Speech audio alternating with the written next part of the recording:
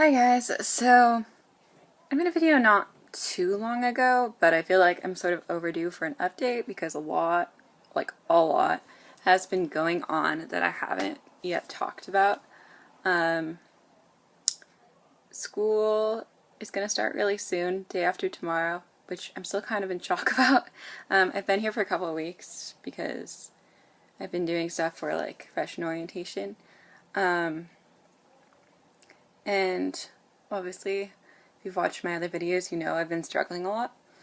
So the last video I made, I talked about my fun urgent care visit where I ended up having to get fluids and labs and an EKG.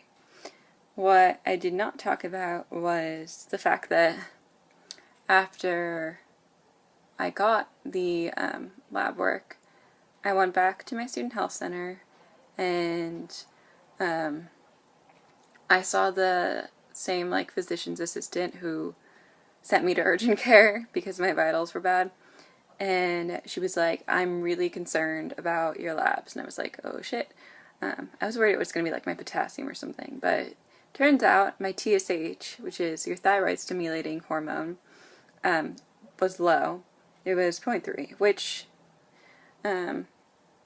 I don't know, it like kind of depends on what the reference range is. Sometimes it's like the very bottom, but for this range it was like even below the bottom one. And I'd had it tested like 2.5 weeks before-ish, and it had been like 0.74, which is within the normal range. So she's like, yeah, she said she was really concerned. And the thing is, there isn't like really a known link between anorexia and hyperthyroidism, which is what I have. It sounds really counterintuitive, but when your TSH is low, that means your thyroid is fast. So my thyroid is fast. But after she said that, I realized like, because just like a little bit before, I had been like, I had eaten something after like several hours not eating, and then I just couldn't stop shaking. I was like, this, and I hadn't had any caffeine or anything, and I thought it was maybe just that my blood sugar was like spiking because my eating has been random and not very like stable. So, but she was like, yeah, that would be because of your thyroid. So she was like, I want you to see an endocrinologist like ASAP, and I ended up seeing one 2 days later. So yeah, I had to miss some more like of the like orientation stuff I was supposed to be doing, unfortunately, but the like supervisor for the program was pretty understanding, which I was grateful for. I went to the endocrinologist. It was kind of inconclusive. Basically, he like felt around my neck and like my thyroid and everything, and he said it was slightly enlarged. I don't really know what that means. It could be a symptom of something. And other than that, mainly they just took more blood and they're going to test my T3 and T4, which I was sort of like, I don't know. Like, I pretty much knew that was going to happen because I know those are like the other hormones you need to look at to like see if there's anything wrong with your thyroid. So I was kind of surprised that like the like physician's assistant at my school just didn't have me do that there, like, because it wouldn't have been any harder. But anyways, I haven't gotten those results yet, unless they've like sent them over and I just haven't heard. But I'm gonna go check, I guess Tuesday, because I don't think my health center is open tomorrow since it's Labor Day. But yeah, I'll go and check and see how those are. If they're normal, like the T3 and the T4, then I guess he said I'll probably just get them checked again, like those levels of my TSH in like 6 to 8 weeks, and see if they normalize. And if they don't, then there'll probably be more tests and probably medication. If they do, then problem solved. If my T3 and T4 are not normal, then I have to go back to the endocrinologist and get some kind of scan, and probably will end up on medication.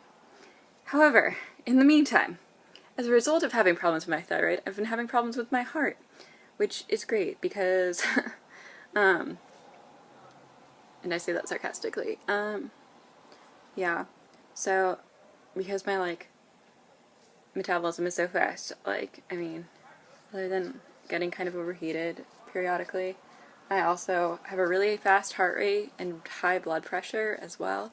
And my blood pressure and heart rate are both naturally low.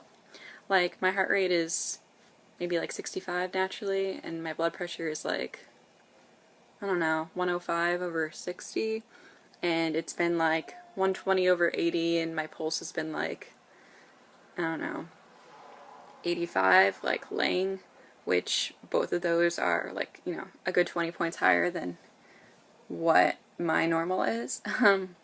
So I was prescribed beta blockers, which are, yeah, a medication that will like reduce heart rate and blood pressure. They have the unfortunate side effect of causing drowsiness and dizziness. I definitely felt the drowsiness. Surprisingly, the dizziness hasn't been as bad as I thought it would be, which I think is maybe because my blood pressure has been higher, so it's just kind of normalized it and hasn't gotten too low. But yeah, I'm trying not to take them unless I like having really bad symptoms. Like, they're mainly for like the tremors too, because it'll like help with those. And those are really annoying. On the bright side, my ferritin was up by 1 point. It is up to a whopping 9, which is still like terribly low, but yay, improvement. Yeah, and then the rest of my labs looked okay, other than that and my ferritin, I think. My calcium, though, however, is like sort of borderline high. Like, it was about 10, I think, up from 9.5. But apparently, thyroid issues can cause your calcium to be high, and that can also cause you to have things like excessive thirst and like loss of appetite, which I've had recently. So I'm sort of curious about that. I don't know. I tend to be a little bit hypochondriacal, so I feel like something is wrong with me, and sometimes it is just mating disorder or nothing at all. So I'm trying not to like work myself up until I know if something's really wrong. I emailed my doctor at home, and she was like, honestly, like, I think it could be a result of malnutrition. And she probably does know more about, you know, eating disorders and thyroid stuff than the doctor at my school, who is, however, like, pretty, I don't know, I guess knowledgeable about eating disorders from what I can tell. Like, I went there when I was feeling really dizzy, and I didn't tell them anything, and she like told them to take my orthos, which the nurse didn't know how to do, so she didn't quite do them the right way, but they were legitimately bad. And I will say, like, even with the like weird heart stuff, like energy wise and like dizziness wise, I feel way better. Like, I've been having some like little dizzy spells, but it's not like what it was, where it was just like I constantly felt like I was going to pass out, and it was really bad. And I was scared because I had not felt that way for many years, and definitely not when I'm like, I don't know, I guess when I've like done okay with my eating disorder in the recent past. It was after I'd been like, you know, struggling for a couple months that kind of thing would happen. And I'd have like really bad dizziness. So, anyways, I think that's all I really have to say. I felt really bad that like I kind of just wasn't exactly myself during the whole like orientation experience, but I still had, I don't know, I still learned a lot, and I had a really positive experience overall.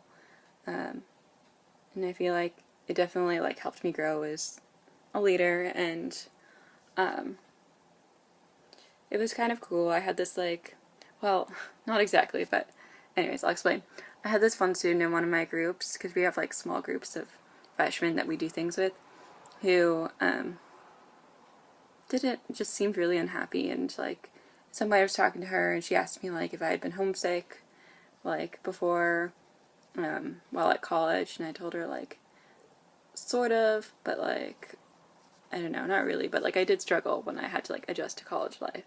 and I asked her, like, you know, have you been homesick? And she just kind of, like, teared up and, like, looked really sad and like she was gonna cry, and I was like, it's okay, it's okay. And I ended up taking her up to, like, the counseling center, because I was like, do you want to talk to someone? Like, there are people that can talk to you.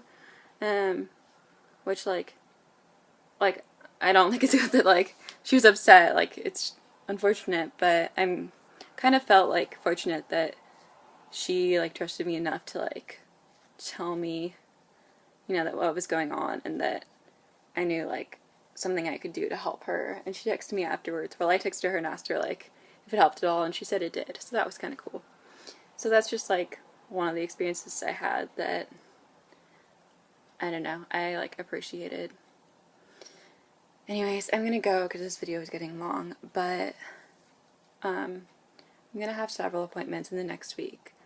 Definitely with my therapist, well, both my therapists, the one here and the one at home, via Skype, and then hopefully I'll see my dietitian.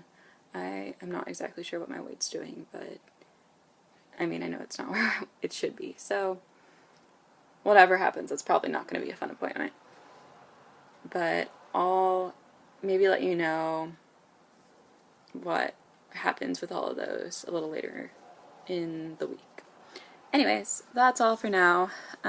Thanks for watching and listening to my long rant, and I will talk to you all later.